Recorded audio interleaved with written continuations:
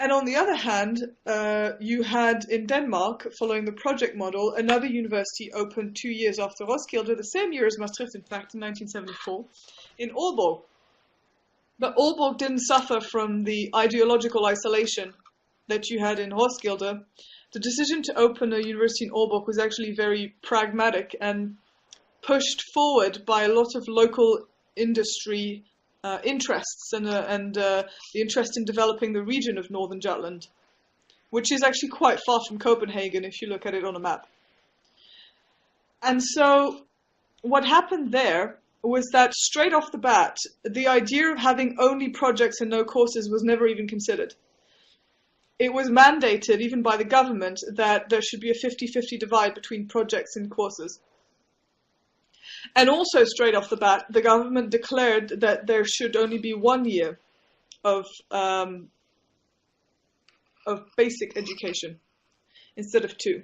Now, some people disagreed. The DSF, especially, which also had some presence in Aalborg, thought that this would make the studies less democratic.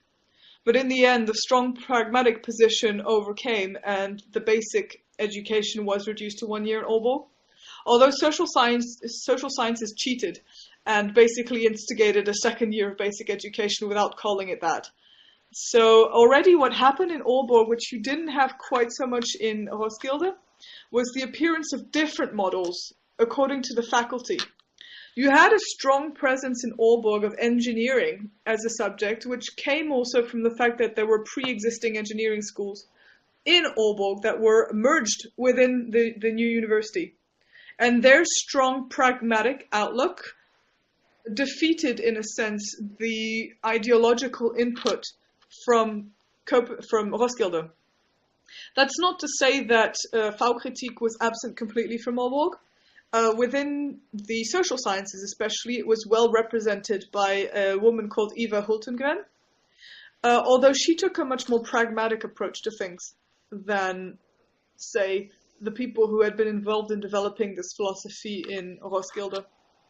So the project model developed and thrived in Aalborg, who was quite sheltered from the political storms. They could focus more on developing their pedagogical model and their teaching practices and not so much in constantly fighting off the government.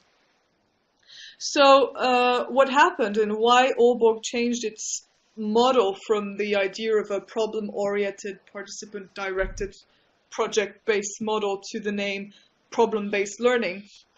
This happened in the 1990s.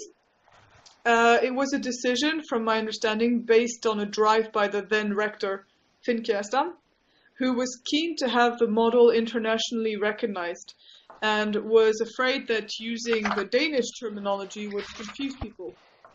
So the argument was that even though these models were extremely historically different, they shared some common principles, and therefore they decided to adopt the term problem-based learning.